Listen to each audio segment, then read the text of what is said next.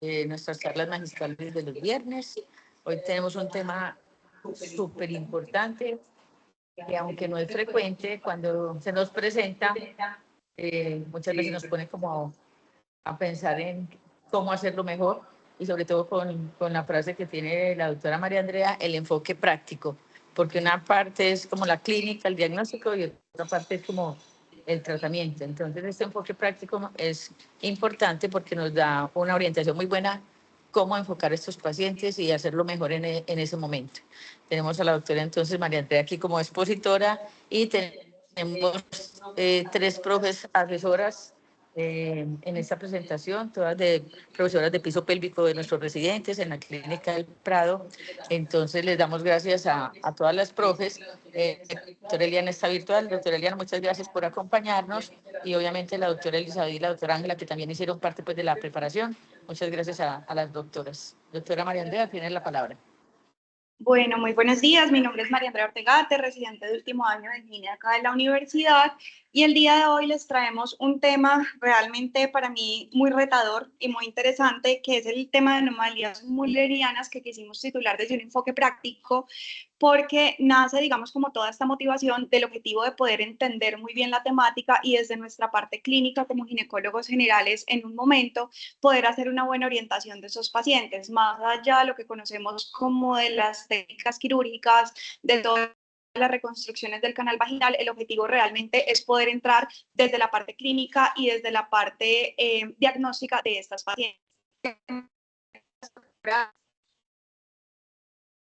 Elizabeth Castaño, ginecóloga bolivariana, especialista en piso pélvico de la PUCS y parte del equipo de piso pélvico de la Clínica del Prado.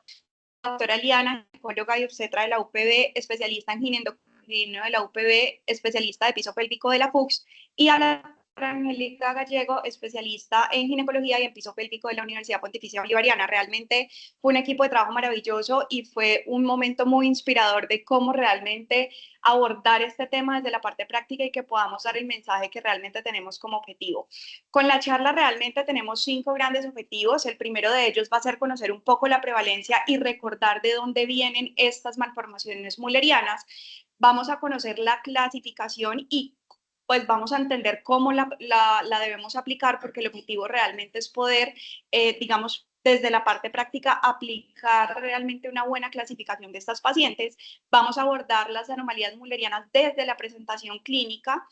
Vamos a tener herramientas para saber qué estudios diagnósticos solicitar y cómo orientar el tratamiento de estas pacientes. Y finalmente, construir herramientas para abordar a estas pacientes de una manera integral.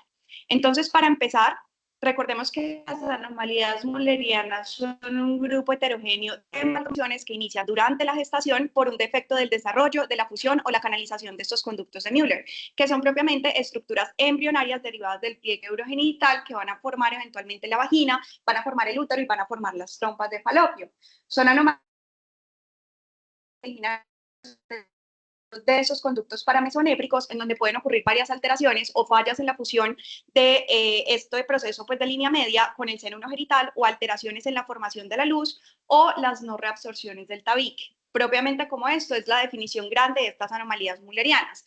Cuando uno evalúa realmente la literatura desde la parte epidemiológica, nos encontramos como con una gama de prevalencia que ha sido como muy estable en los últimos años, más o menos hasta hace 2 o 3 años, en donde es importante tener en cuenta que esto es responsable casi del 15% de las pacientes que nos van a consultar por amenorrea primaria, y que la prevalencia puede variar más o menos del 0.5 al 6-7% de los casos. Sin embargo, si vemos acá, es mucho más alto en mujeres que se presentan con problemas de fertilidad y con pérdidas recurrentes de la gestación. Y en las últimas literaturas revisadas, incluso miren que este porcentaje puede llegar a ser tan alto como del 13 al 24% en aquellas mujeres que están con pérdidas recurrentes del embarazo y con problemas de fertilidad. Cuando uno habla y estudia el tema de anomalías mullerianas, es muy difícil realmente no hablar desde la parte embriológica. El objetivo no es centrarme grande en la parte embriológica durante la charla, pero sí vamos a hacer un recorderis muy importante, porque es muy importante saber de dónde vienen estas anomalías y poderle explicar a nuestras pacientes, dependiendo de la anomalía que tienen, qué fue lo que pudo haber fallado. Entonces, desde la embriología, recordemos que los conductos mullerianos son estructuras derivadas propiamente del pliegue urogenital que va a aparecer en ambos sexos durante el desarrollo embrionario. La diferenciación sexual realmente es un proceso totalmente continuo, donde comienza pues propiamente la fertilización del óvulo por el espermatozoide, pero en condiciones normales, y quiero que tengamos, digamos, como este algoritmo en la cabeza, en el sexo femenino, en condiciones normales, la ausencia del factor inhibidor mulleriano va a tomar como dos caminos grandes. Uno de ellos va a ser la degeneración de los conductos mesonéfricos y por otro lado el desarrollo de los conductos paramesonéfricos, que por su parte son estructuras bilaterales que generan un estiramiento más o menos a las 9 semanas de gestación y que van a permanecer abiertas y separadas a nivel del segmento superior. Y eso es lo que después nos va a dar origen a lo que conocemos como las trompas de falopio. Por otro lado, en su parte del segmento inferior se va a unir para formar todos esos 2/3 superiores de la vagina, y después de su proceso de fusión va a haber una reabsorción del tabique entre los conductos paramesonéfricos, que es finalmente lo que nos va a dar la formación del canal uterovaginal. Ese canal, digamos, uterovaginal y toda la parte pues del útero va a adquirir una formación completa más o menos a las 12 semanas de gestación, su forma normal, y se termina de formar completamente más o menos hacia la semana 22 de gestación. Y por su parte, la vagina se va a dar por la fusión del seno urogenital con las estructuras mullerianas. Y es muy importante recordar que el cuarto quinto de la parte superior de la vagina van a ser de origen mulleriano y el quinto inferior tiene origen a nivel del seno urogenital. Y todo el epitelio del tercio superior de la vagina se origina a nivel del primordio uterovaginal y los 2/3 inferiores del seno urogenital. Cuando uno habla realmente entonces de la embriología, es importante recordar esos tres pasos: la formación, la fusión y la reabsorción de ese tabique, y recordar que estas estructuras, tanto a nivel genital como a nivel urinario, van a originarse desde el mesodermo intermedio del mesenquima celómico, y es por eso realmente la relación grande que vamos a tener en estas anomalías de las manifestaciones también del compromiso renal y del compromiso del sistema urinario. Esto suena muy enredado, pero lo vamos a resumir realmente en tres grandes fases. Y esto es lo que quiero que nos quede, perdón, aquí, digamos, en la memoria. Vamos a tener tres fases importantes a recordar. Una de ellas es la fase embriogénica, que se va a desarrollar más o menos entre las semanas 6 a 8 de gestación. Y si falla esta etapa es donde vamos a tener malformaciones como agenesias o aplasias bilaterales o unilaterales del útero, de ellos el útero unicornio o el síndrome de Meyer-Rokitansky. La fase de fusión, que se va a dar entre las 9 a 12 semanas de gestación, en donde ese segmento distal de los conductos de Müller se va a fusionar, como veíamos ahora en la parte inicial de la embriología, formando el útero, el cérvix y el tercio superior de la vagina, y si falla vamos a tener manifestaciones como el útero didelfo y el útero bicorni. Y la fase de absorción, de reabsorción de ese tabique, que es la última, que se da más o menos entre la semana 12 a 16, en donde esa fusión, después de esa fusión, se crea, ese segmento se reabsorbe y se crea una sola cavidad uterina. Y si nos falla esta parte, vamos a tener un útero tabicado o un útero septado. ¿Listo? Recordando entonces un poco esta embriología, desde la parte etiológica realmente hay muchas teorías evaluadas respecto a las anomalías mullerianas. Gran parte de ellas, e incluso casi la mitad de la etiología evaluada, es todo el componente genético. La otra parte son todos los factores, digamos, que tenemos desde el componente pues epigenético, toda los hábitos de la mamá, los hábitos que el hecho de que, por ejemplo, tengan historia de consumo de tabaquismo, exposición a drogas, exposición a agentes teratogénicos. La diabetes mellitus gestacional se ha relacionado también con estas anomalías, y la influencia hormonal desde la parte de la hormona antimulleriana, los estrógenos y la progesterona.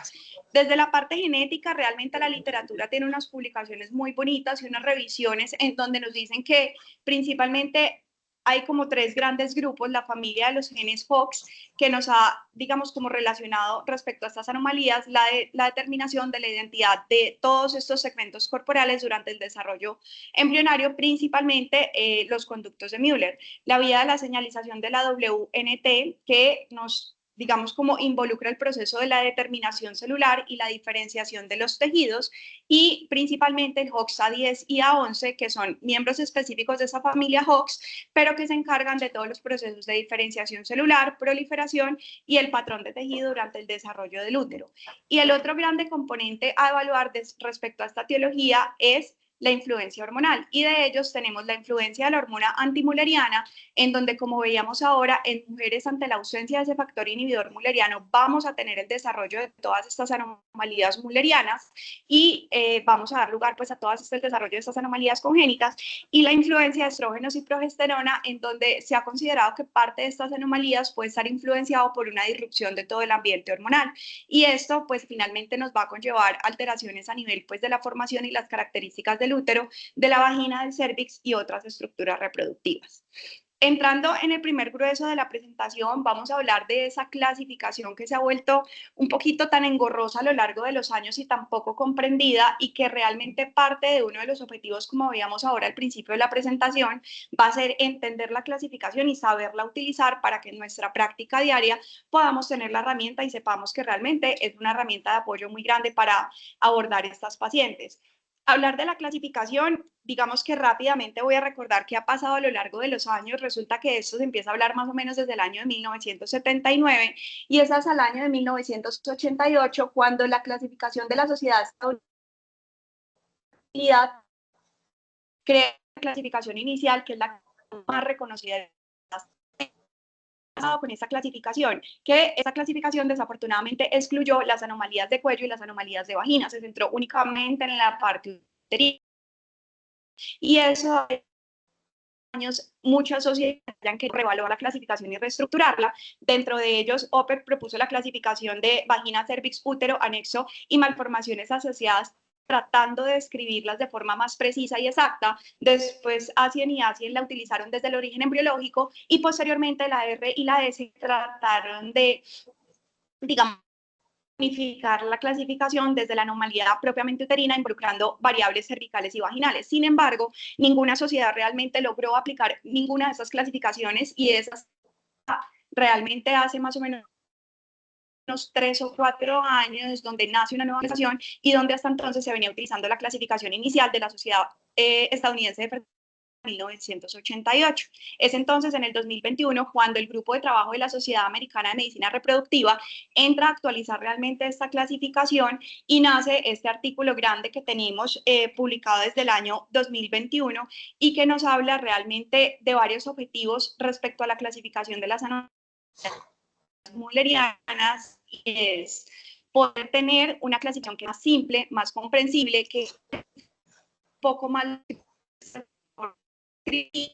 que nos ayude a estandarizar un poco más la terminología, no a la búsqueda bibliográfica, nos ayude a entender las posibles variantes anatómicas que podamos tener del desarrollo de estas anomalías, y pueda ser una herramienta para el uso de todas las disciplinas. Es entonces en el 2021 cuando ellos sacan esta clasificación y clasifican las anomalías müllerianas en 9 categorías, teniendo la salvedad que algunas de las anomalías van a estar en más de una categoría. Y a diferencia de lo que veníamos, teniendo hasta el año de 1988, que más o menos perduró hacia el año 2020, esta clasificación tiene una terminología un poco más descriptiva, y de ellos son estas 9 categorías: la agenesia mülleriana, la agenesia cervical, el útero unicorne, el didelfo, el bicorne, el útero septado, el tabique vaginal longitudinal, el tabique vaginal transversal y otras anomalías complejas. No vamos a entrar en detalle en cada una de ellas porque realmente nos extenderíamos totalmente por ahí 3 horas hablando, y la idea es poder dar un enfoque práctico.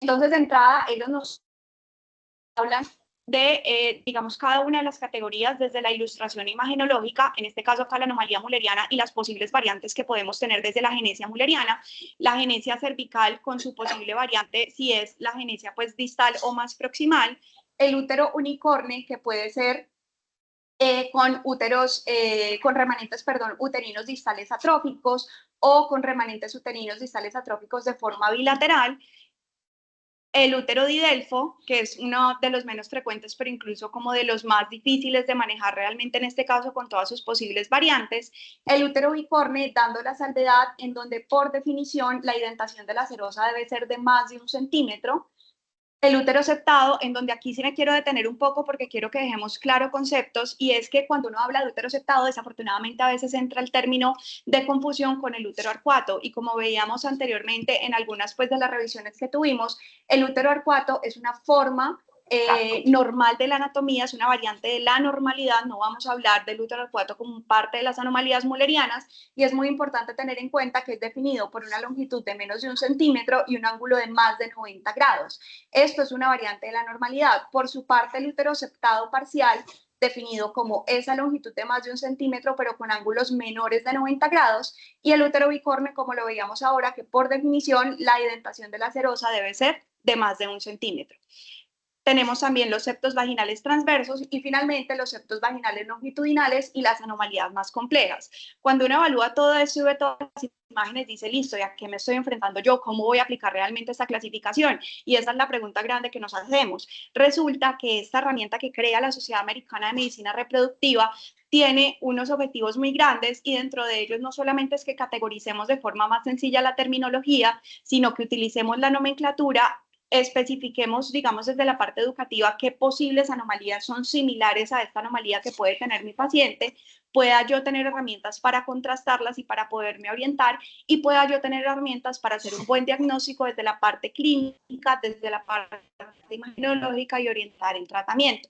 Entonces, cuando uno entra a la aplicación, y es muy importante y quiero que tengamos esto como enseñanza grande de la charla y como gran objetivo, por ejemplo, me estoy enfrentando a una paciente con una agenesia mulleriana. Resulta que cuando yo vi una de agenesia mulleriana dentro de esta clasificación, él me saca como las dos posibles variantes, la agenesia mulleriana y la agenesia mulleriana con remanentes atróficos con endometrio funcional, que bien pueden ser remanentes atróficos bilaterales o remanentes atróficos unilaterales. ¿Qué va a pasar entonces? Que él me da la posibilidad de iconos de clasificación de las variantes que yo puedo encontrar, a qué anomalías realmente se parece, cuáles son las similares que yo debería tener en cuenta, qué presentación clínica es común en estas pacientes, qué esperaría yo encontrar en las imágenes, y finalmente cómo orientar el tratamiento. Entonces, cuando yo entro a la malformación mulleriana, que en este caso va a ser como ejemplo la agenesia mulleriana, voy a tener todas las posibles variantes desde la parte del útero, desde el cervix, que en este caso pues obviamente está ausente, y desde la parte de la vagina, las posibles como anomalías que yo me pueda encontrar.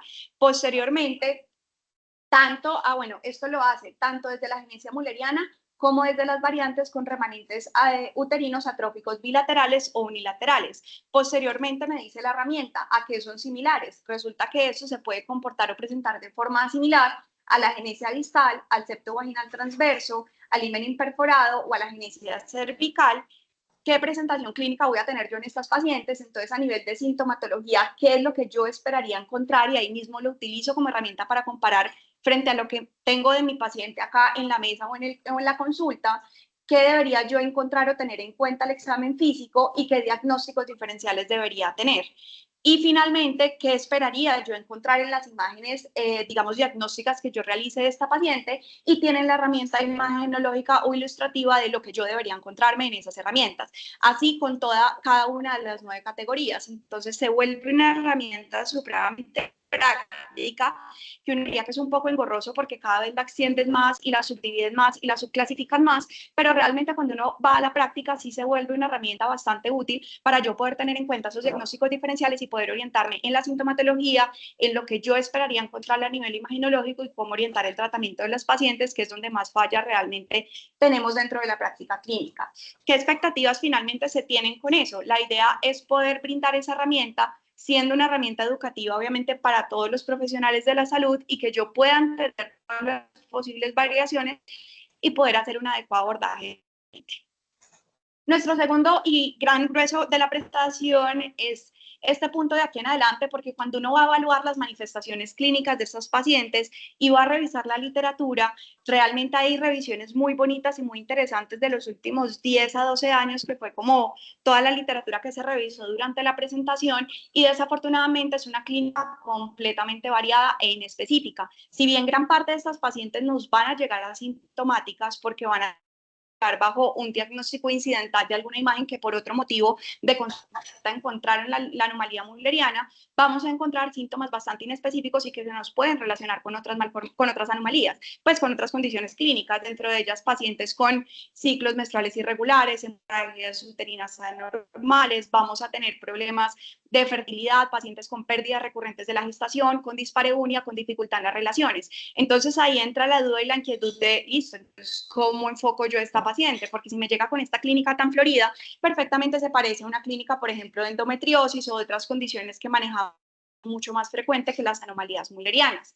Aquí el examen físico y todas estas herramientas diagnósticas de las que vamos a hablar a continuación se vuelven fundamentales porque es muy importante en estas pacientes principalmente poder determinar la presencia y la longitud del canal vaginal, un tacto vaginal bimanual para yo poder determinar si tengo o no presencia fondo uterino y una especuloscopia muy detallada para poder evaluar presencia de septos, de tabiques y anomalías desde la parte cervical. Parte de los retos que tuvimos con la presentación y con lo que queremos abordar de la charla es poder entenderlo de una manera práctica, porque si nos ponemos a hablar de cada manifestación, cada herramienta, cada tratamiento, realmente al final no vamos a tener una herramienta como sólida para sabernos abordar.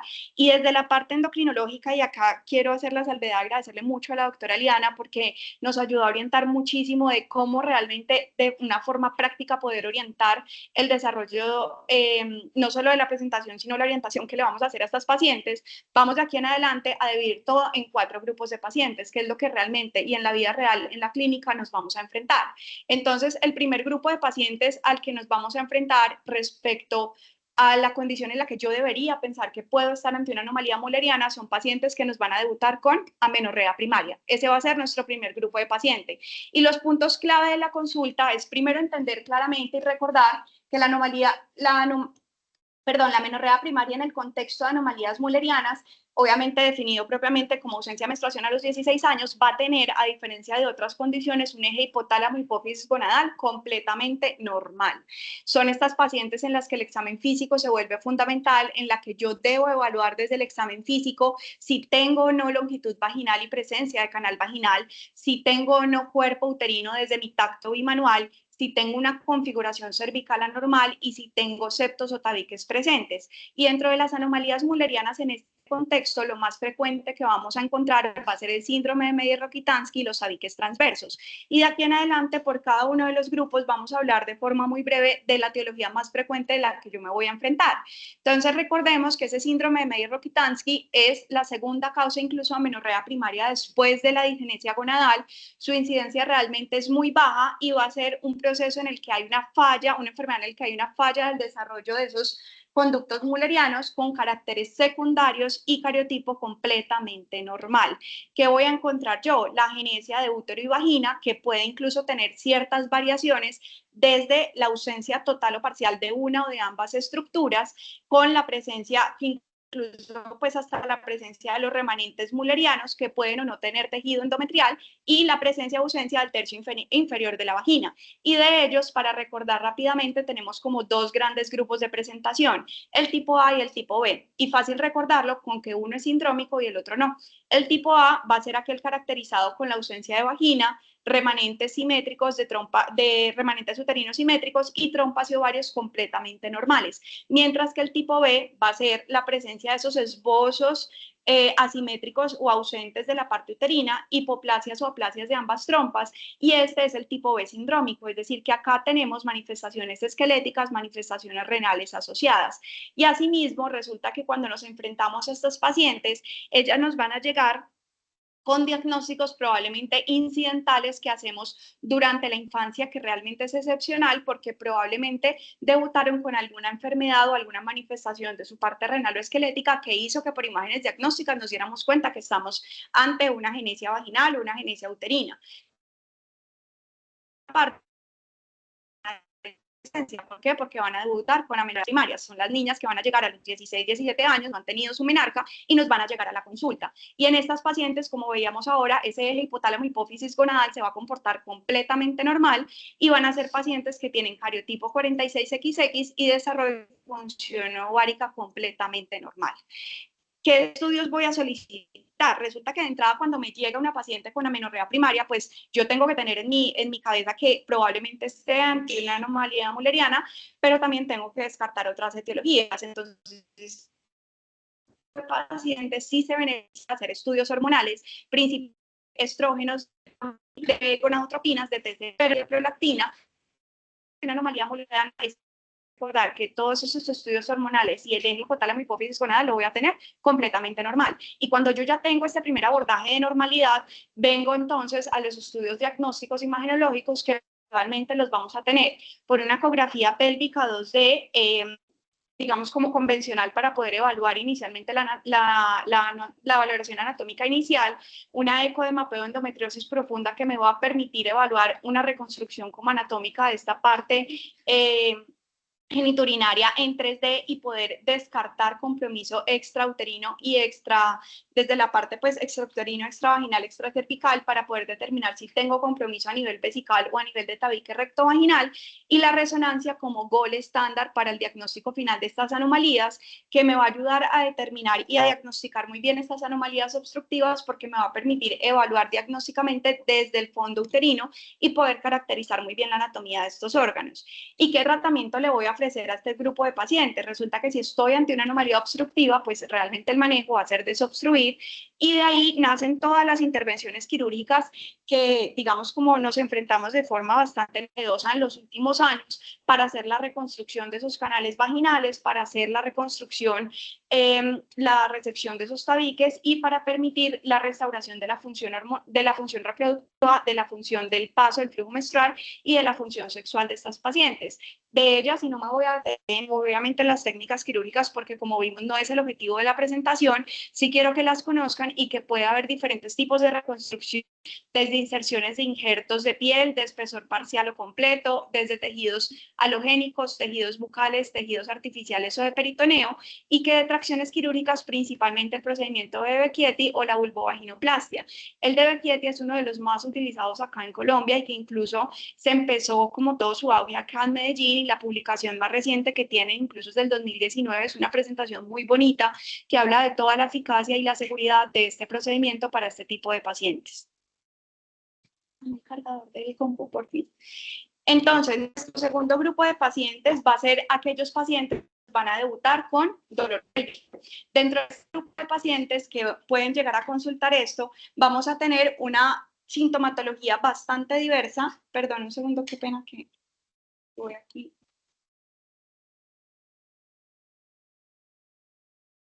Vamos a tener una sintomatología bastante diversa de ellos, y acá es muy importante tener en cuenta los pacientes que nos van a consultar por hemorragias uterinas anormales, por dismenorrea, por ciclos menstruales irregulares. Es muy importante evaluar su función sexual y reproductiva porque la mayoría de ellas nos van a llegar con dispareunia, nos van a llegar con dificultad en las relaciones sexuales, con síntomas urinarios y síntomas intestinales. Y desde las anomalías mullerianas es, digamos, lo más frecuente a encontrarnos van a ser los trastornos comunicantes, los trastornos no comunicantes. La etiología más frecuente de ellas va a ser el tabique transverso principalmente, que puede ser parcial o total, comunicante o no comunicante, siendo el no comunicante uno de los más frecuentes. Cuando uno habla de tabiques transversos se encuentra que esto realmente se describió hace desde el año 1877, es una anomalía bastante infrecuente, todavía de causa desconocida, pero hay un debate muy interesante desde la parte de la literatura y nos dicen que puede tener cierto componente genético de cromosómica recesiva ligada al X, que es lo más frecuente encontrarnos, que tengan espesores más o menos y que generalmente pueden incluso aparecer a lo largo de todo el canal vaginal, siendo más gruesos cuanto más cerca es el del cervix. ¿Qué nos enfrenta realmente esta condición? Que desafortunadamente al tener estos trastornos comunicantes o no comunicantes y poder tener, digamos, como este proceso como obstructivo parcial, son las pacientes que nos van a hacer un acúmulo de sangre a nivel de la cavidad uterina o a nivel del canal vaginal, canal cervical, perdón, y son aquellas pacientes que nos van a debutar con hematometra, que van a tener más riesgo de menstruaciones retrógradas, más riesgo de endometriosis y más riesgo de dolor. ¿Cómo voy a abordar realmente estas pacientes? Como vimos ahora, realmente la sintomatología es muy diversa, más que todo desde la parte de la dificultad con las relaciones, del dolor, de los ciclos menstruales irregulares, y en este caso principalmente vamos a tener unas herramientas diagnósticas que van a ser imaginológicas. La ecografía 2D, que obviamente siempre va a estar descrita en toda la literatura, la eco de mapeo de endometriosis profunda, que es muy importante acá porque parte del diagnóstico diferencial puede aprender y que no tengamos ninguna anomalía desde la parte uterina, y la resonancia estándar para esos no comunicantes y que nos va a ayudar a diagnosticar la genesia del tercio medio, los tabiques transversos, el útero y el cervix comunicante o no comunicante. Cuando nosotros hacemos un grupo de pacientes encontramos una similitud bastante grande con las pacientes que nos debutan con síntomas de endometriosis. Y resulta que en la literatura sí se está estudiando, y esta revisión es muy linda, el año 2024 del Journal Europeo de Ginecología y Obstetricia, que nos dice que una de las teorías de la posible fisiopatología estudiadas respecto a la endometriosis ha sido la presencia de solventes mullerianos. Resulta que el hecho de que yo tenga restos embrionarios mullerianos hace que probablemente generen más riesgo como de hacer implantaciones peritoneales, y que si estoy ante una anomalía tenemos obviamente todo este trastorno no comunicante que hace que haya más menstruación retrógrada, más acúmulo y por ende más riesgo de endometriosis. Y que hasta el 17% de las pacientes que nos debutan con ovirá pueden tener incluso endometriosis asociada. Si bien la resonancia no es el gol estándar para el diagnóstico de la endometriosis, sí se vuelve, digamos, como una herramienta del gol estándar para mi anomalía mulleriana, y en conjunto con la laparoscopia en un contexto de endometriosis asociada, poder entrar a evaluar toda la cavidad uterina de estos pacientes y poder entrar a evaluar la presencia de esos implantes peritoneales. ¿Qué tratamiento le vamos a ofrecer a este grupo de pacientes? Como veíamos ahora, es poder primero aliviar el dolor, evitar menstruaciones retrógradas, evitar más acúmulo de sangre en cavidad cervical, en cavidad uterina. Entonces, los procesos de menstruación retrógrada. Entonces, este grupo de pacientes sí se va a beneficiar de manejo médico dentro de los análogos de la GnRH y la progesterona para llevar a esas pacientes en lo posible a amenorrea. Y desde la parte quirúrgica, desafortunadamente, al tener este acúmulo, digamos, de sangre en cavidad y al tener esta son las pacientes que nos van a debutar con dolor y que se puede volver un proceso quirúrgico emergente porque yo necesito aliviar el dolor de estas pacientes, y que la mayoría cuando nos debutan con hematometra van a terminar en intervención quirúrgica urgente por histeroscopia para hacer el drenaje del hematometra, lograr la permeabilidad del conducto y hacer la resección del tabique, pues si es necesario. Nuestro tercer grupo de pacientes que nos va a llegar a la consulta y que también va a estar asociado con las anomalías mullerianas va a ser el grupo de pacientes que nos va a consultar por problemas de fertilidad. Y en este caso, las pacientes necesitan obviamente una asesoría supremamente grande, tanto con ella como con sus parejas, poder evaluar cómo ha sido la historia reproductiva de estas pacientes, cuál ha sido la dificultad en los procesos de concepción, si han tenido o no pérdidas recurrentes de la gestación, y un enfoque totalmente personalizado. Cuando de entrada como ginecólogos nos llegue una paciente con problemas de fertilidad, siempre debemos recordar que lo debemos evaluar desde estos 4 puntos. Lo primero que yo tengo que hacer es evaluar las 4 posibles etiologías del proceso de dificultad en la concepción o de infertilidad en estas pacientes. Primero, el factor hormonal y la reserva ovárica. Como de entrada yo no voy a pensar, me viene con problemas de fertilidad y le voy a decir, tienes una anomalía mulleriana. No, yo tengo que estudiar de forma integral esta paciente. Lo primero que yo debo hacer es hacer la medición de toda esta reserva ovárica, y estas pacientes se van a beneficiar igual de exámenes, dentro de ellos principalmente FSH y hormona antimulleriana, para saber cómo está la reserva ovárica. Son pacientes en las que yo tengo que estudiar el factor tuvárico, entonces van a ir a histerosalpingografía por rayos X o a histerosalpingosonografía.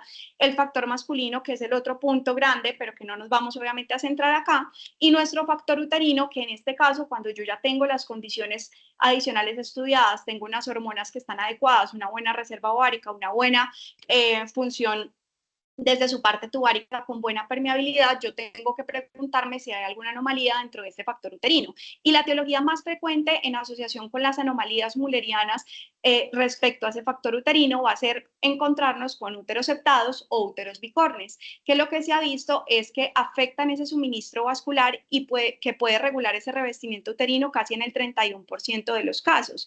El útero unicorne y didelfo, que también se van a relacionar con problemas de fertilidad hasta en el 50% de los casos, y que se vuelve fundamental poder hacer un diagnóstico como oportuno en estas pacientes para restaurar la anatomía, la función sexual y la función menstrual de estas pacientes, y poder garantizar una mejor función reproductiva.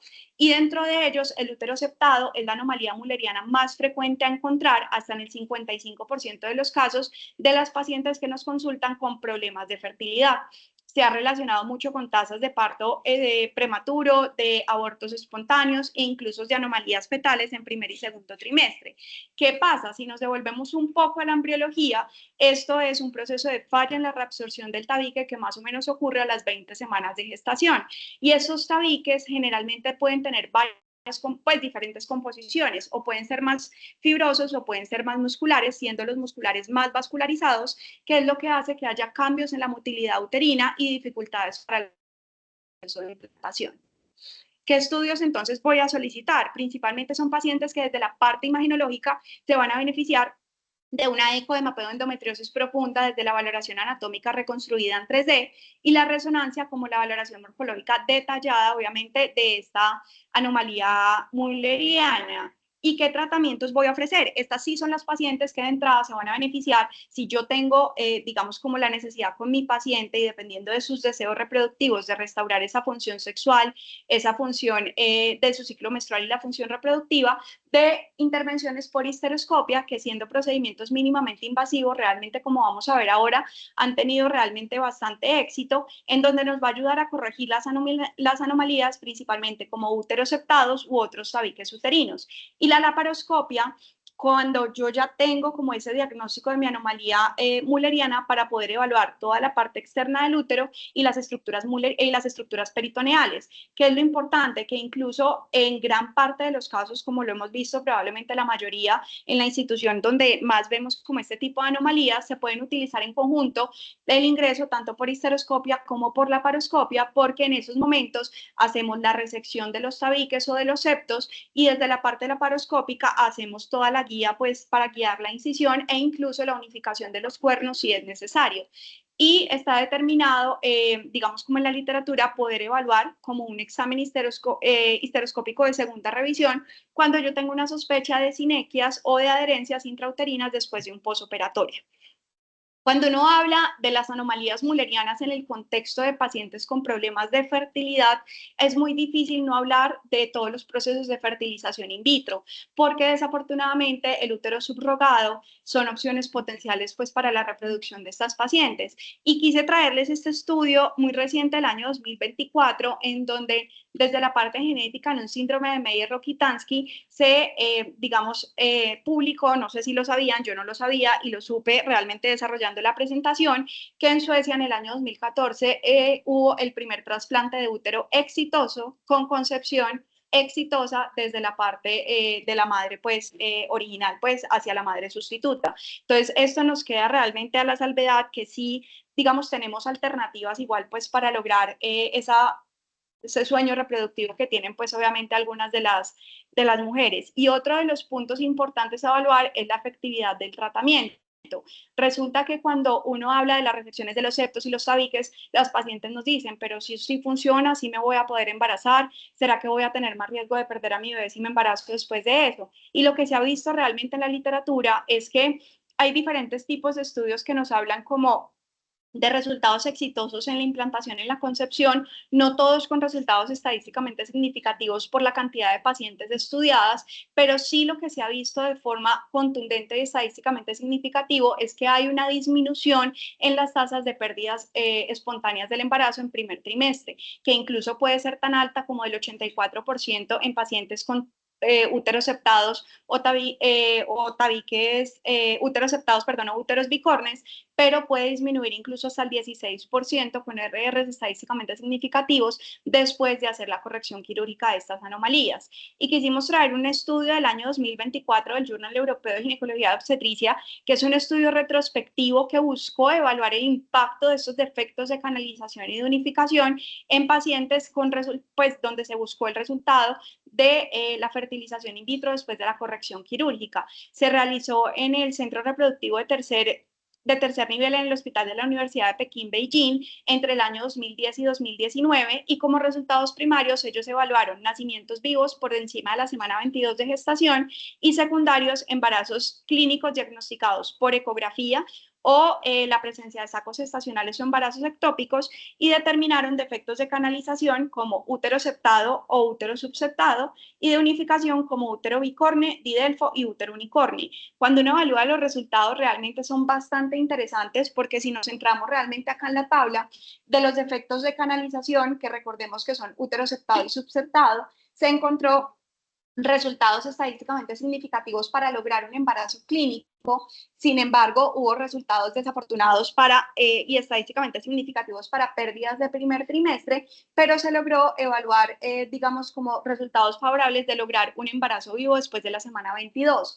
Esto también para los efectos de unificación, aunque realmente, digamos, como cuando evalúan por subgrupos del útero unicorne, del útero bicorne y del útero didelfo, sí nos encontramos con unas diferencias bastante interesantes, y es que a las pacientes de útero unicorne les va muchísimo mejor para lograr una concepción, para lograr un embarazo vivo después de la semana 22, y con menos riesgo de pérdidas en el primer trimestre respecto al útero bicorne, que no hubo resultados estadísticamente significativos, y al útero didelfo, que si bien también fueron resultados significativos, miren que la cantidad de pacientes realmente satisfactorias y exitosas en cuanto a los nacimientos vivos y al embarazo clínico fueron mucho mayor, que llega realmente a la conclusión que el útero unicorne es como una de las anomalías que mejor les va en la reconstrucción y en la corrección quirúrgica cuando queremos, digamos, después de la corrección, lograr una concepción.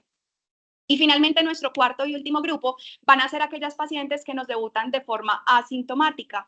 Y esas pacientes son las pacientes en las que vamos a encontrarnos con un diagnóstico incidental durante exámenes pélvicos de rutina, o que por algún otro motivo encontraron la anomalía mulleriana por problemas de salud no relacionados. Realmente ahí viene la inquietud y la duda y nos dice, bueno, entonces, ¿qué voy a hacer yo con estos pacientes? Aquí la historia clínica se vuelve fundamental, porque necesitamos hacer una historia clínica y ginecológica completa, evaluar muy bien los antecedentes familiares y un examen físico completamente detallado. Y el punto de quiebre es qué vamos a hacer con estas pacientes. Si yo ya tengo, digamos, un diagnóstico incidental por otra imagen de alguna anomalía mulleriana, digamos que la recomendación de la literatura sí es hacer obviamente el diagnóstico, el estudio imaginológico principalmente con eco y resonancia, para yo poder hacer el diagnóstico y para poder descartar otras anomalías. Yo debería descartar en estas pacientes anomalías desde la parte esquelética y renal principalmente.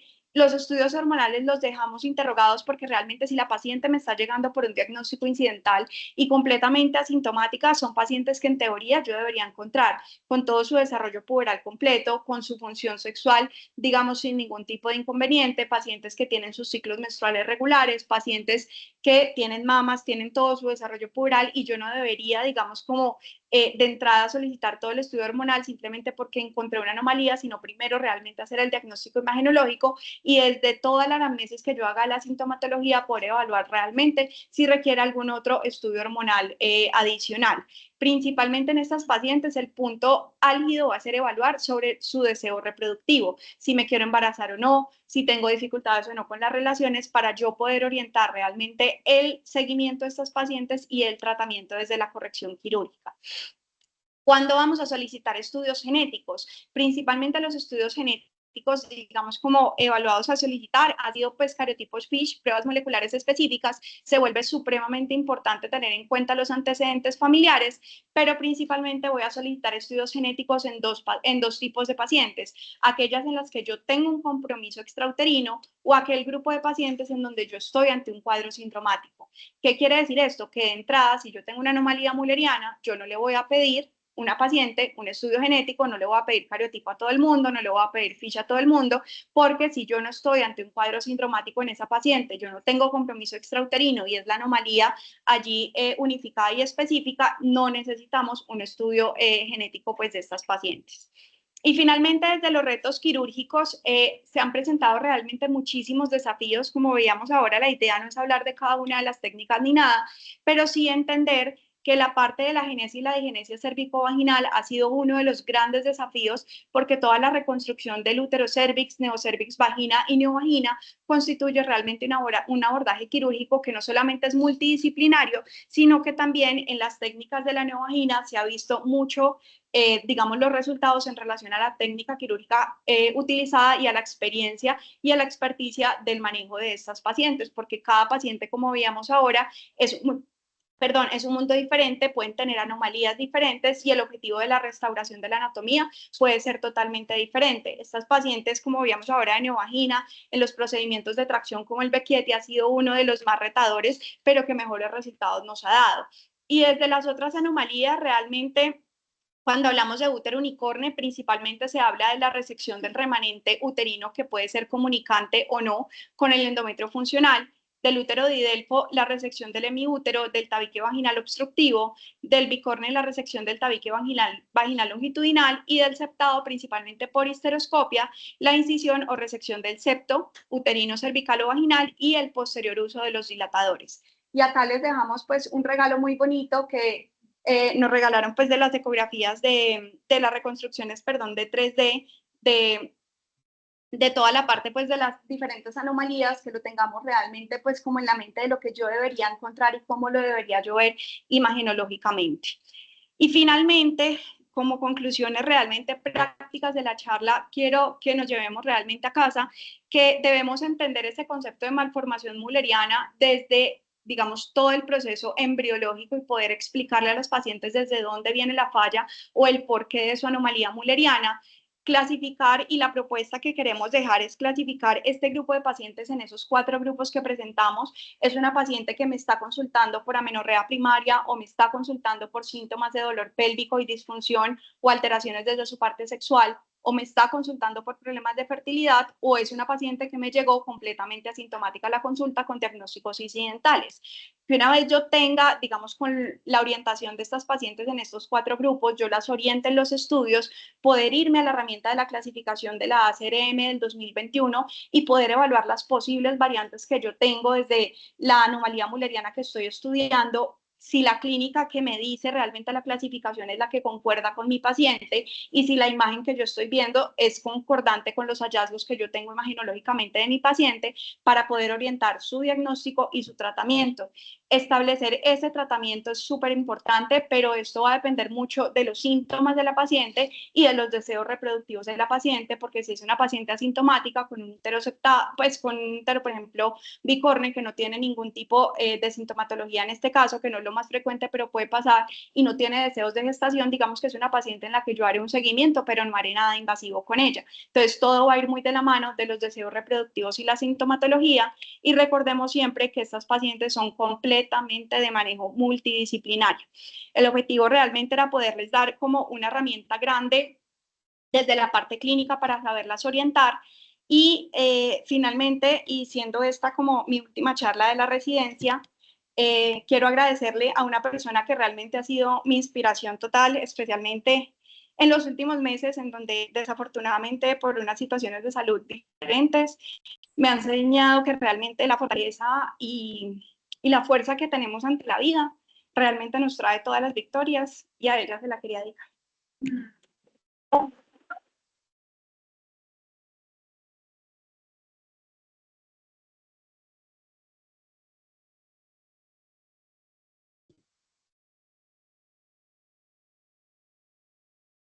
A paso con cada una de esas 4 opciones específicas de ese enfoque clínico de las pacientes con malformaciones. Quiero que le demos obviamente la palabra a nuestra asesora, digamos, principal que está en este momento con nosotros en representación de las profes de todo piso pélvico que nos ayudaron. Entonces le quiero dar la palabra a la doctora Eliana y muchas gracias por estar aquí presente con nosotros. Buenos días para todos. Andrés, pues, has hecho un trabajo increíble. O sea, y yo soy testigo de que esta niña lleva maceándose este tema semanas enteras, aún en la situación personal en la que está.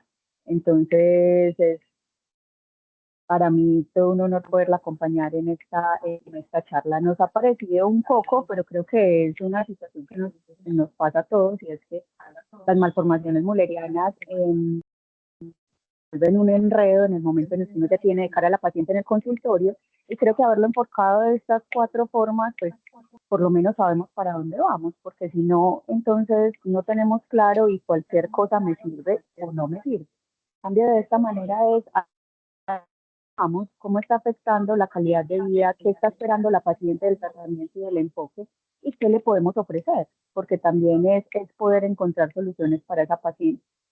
A mí me gustó mucho la charla, ya la hemos repasado varias veces, la estuvimos mirando durante varios días. Andrés, un abrazo para ti, toda mi admiración y felicitación. Gracias, Doc. Gracias, doctora Eliana, por tu comentario. Bueno, de pronto alguien de los profes o compañeros aquí presentes o el grupo de personas que está virtual, si quiere hacer alguna pregunta, estamos atentos. Yo antes, pues porque es su última charla, es una reciente pues que se ha dedicado bastante, ¿cierto? En cuanto a las observaciones pues ya como tal. En la charla pues me parece que trajiste imágenes, ¿cierto? Donde valía pues con las imágenes pues lo que estabas en el discurso, ¿sí? Y yo tengo pues como una observación que sería la siguiente. En las pacientes, ¿cierto? Que no tienen con agenesia uterina, ¿sí? La fertilidad en este dicen que la primera línea es el manejo de vaginales, lo cual no voy a expresar. Pues me gustaría pues como llamar acerca de eso la atención, ¿cierto? Y la otra pregunta es decirte, pues una pregunta, ¿de dónde viene la idea que yo tengo una paciente con una malformación interiana, ¿cierto? Constructiva, y pues quisiera saber por qué ordenarle un apego pélvico inicial si hay unos estudios, revisiones del 2023 donde dicen que incluso la resonancia, porque en este grupo pues vamos a tener dificultades con hacer un mapeo pélvico por su, ¿cómo se dice? Por su Condición. Y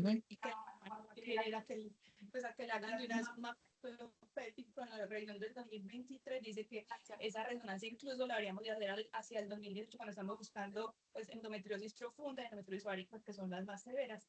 Entonces quería saber la evidencia para dar en este grupo pues específico de malformaciones, ¿de dónde viene? Doctora Eli, ¿quieres contestar o respondo?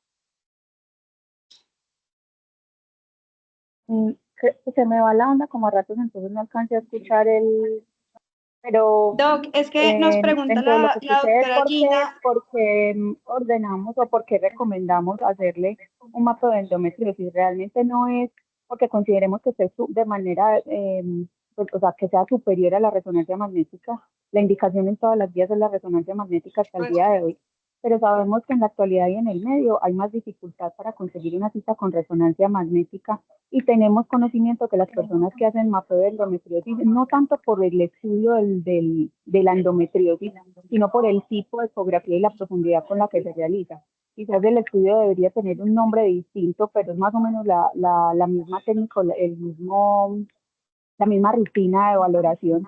Los especialistas que hacen esta ecografía son muy hábiles en poder identificar el tipo de malformación, el tipo de compromiso y nos pueden orientar mucho, no solamente desde el punto de vista quirúrgico, sino también desde la clínica para saber por qué la paciente experimenta el síntoma que experimenta. Entonces no era la intención ponerlo por encima de la resonancia, sino como una ayuda que puede ser mucho más práctica para algunos pacientes de mayor facilidad en el acceso y que nos puede orientar también desde el punto de vista quirúrgico. Sé que las personas que realizan cirugía de intervención de anomalías murerianas están muy de la mano de los especialistas que hacen este tipo de ecografías, que podría ser que lo deberíamos llamar de otra manera, como más una exploración en 3D, como con énfasis en malformaciones mullerianas, pero logran hacer un muy buen equipo para las planeaciones quirúrgicas. Pero, Y yo quisiera completar ahí con la pregunta que estás haciendo, doctora Gina, pues que tienes la razón, o sea, sí, que claro. la idea no es hacer una ecografía de Sí, mapeo de no, endometriosis sí, profunda y de eso es pronto muy que no quede eso en el medio, porque Sí, realmente sí, tenemos, sí. No, tenemos totalmente de acuerdo. lo que dice la doctora Eliana, obviamente también estoy de acuerdo. Entonces la idea es como hacer como un punto intermedio, pero hacer las cosas de una manera como lo más asertivas y realmente aprovechándonos de tenemos ecografistas muy buenos que nos hacen ecografías muy detalladas, una 4D con una reconstrucción total de esa cavidad, nos permite ver todo sin tener que basar a una ecografía de mapeo de endometriosis profunda porque realmente no es el objetivo, ¿cierto? Realmente por la misma clínica estás diciendo, una ecografía muy bien hecha nos va a sacar de muchos apuros. Incluso quería decir que en alguno de los comentarios, cuando hablaste de fertilidad, hacer una nueva histeroscopia para ver si hay adherencias o no, entre menos operemos mejor, o sea, operar realmente a las que tenemos que operar. Todos los días hacemos histeroscopias, operatorias, a eso nos dedicamos muchos, pero no es operar como por operar. Entonces, con una ecografía muy bien hecha, una sonohistero, tú puedes ver si hay adherencias o no y si justifica llevar nuevamente a esa paciente a intervención. Entonces, como hacerlo estrictamente necesario y personalizar la atención. Y dentro de lo que decía la doctora Gina, también con relación a los dilatadores, es un pilar muy importante que, por ejemplo, nos llega una niña de 16 años, 17, 15, con este problema como tal, tiene su pareja, de pronto ya con deseo de iniciar su vida sexual, y cuando nos encontramos con esta sorpresa, muy complicado, ¿cierto? Entonces se vuelve un trauma, la verdad. Por eso hay que tener un gran acompañamiento, una buena orientación, y parte de esa estrategia inicial son esos dilatadores. Porque realmente se puede... Tienen que tener de por vida el hábito de estarse dilatando, de tener relaciones y eso vuelve Es que igual, sí, eso le iba a decir. Si se les hace intervención quirúrgica, por eso hablaba al final como de los retos, si no utilizamos los dilatadores, ahí se pierde muchísimo, pues digamos como lo que se logró de éxito, y es lo que encontramos mucho en pacientes adolescentes, porque interiorizarle a una niña de 10, 11 años que utiliza un dilatador, pues es un proceso bastante difícil. Sí. Con lo de la imagen doc, sí, totalmente de acuerdo. Por eso lo dejábamos como una herramienta realmente desde la parte práctica, pero las guías, por eso lo dije siempre, el gol estándar es resonancia, indiscutiblemente. Es más como el apoyo práctico que podamos tener pues de esa herramienta adicional, más que todo por la reconstrucción, pero si tenemos, inicialmente ellos hablan siempre es eco y rezo, pues una eco muy bien hecha, realmente eso nos da muchísima herramienta para trabajar. No, y la resonancia y la eco de vías urinarias Urinaria. perrenales, porque ya sabemos pues todas las implicaciones, o sea, el Exacto. enfoque integral del Del paciente, que paciente. siempre pues hay que hacerlo, los dilatadores, y no nos podemos olvidar de que son personas muy jóvenes y eso afecta a su parte psicológica, ¿cierto? O sea, su autoestima, ¿quién soy yo? Sí, entonces esa autoestima y lo que implica en el tiempo es muy, muy delicado. Y puede que algunas lo tomen fácil, pero hay personas que no lo toman fácil. No sabemos realmente al frente qué vulnerable está esa persona ante su situación de un diagnóstico complejo, porque es para toda la vida, independiente del tratamiento que hagamos. Entonces, esa parte del apoyo es muy importante. También les quería decir que cuando tengamos una paciente con el primer caso que tú decías, como el síndrome de Rokitansky, ¿cierto? Agenesia definitivamente con todo lo que implica. Muchas de ellas están en el imaginario ser mamás, o sea, con 15, 16, 18 años. Entonces, como que les demos esa oportunidad en toda la información, no solo desde la anatomía ni desde la psicología, sino desde la fertilidad, porque ellas van a estar con alguien y van a decir, yo no soy apta para esa persona. Pues empieza como esa autoestima en el suelo, y abrirle el pensamiento a todas las opciones que tenemos desde la fertilidad también, como es preservar la fertilidad, ¿cierto? Y como es hacer un útero subrogado, ¿cierto?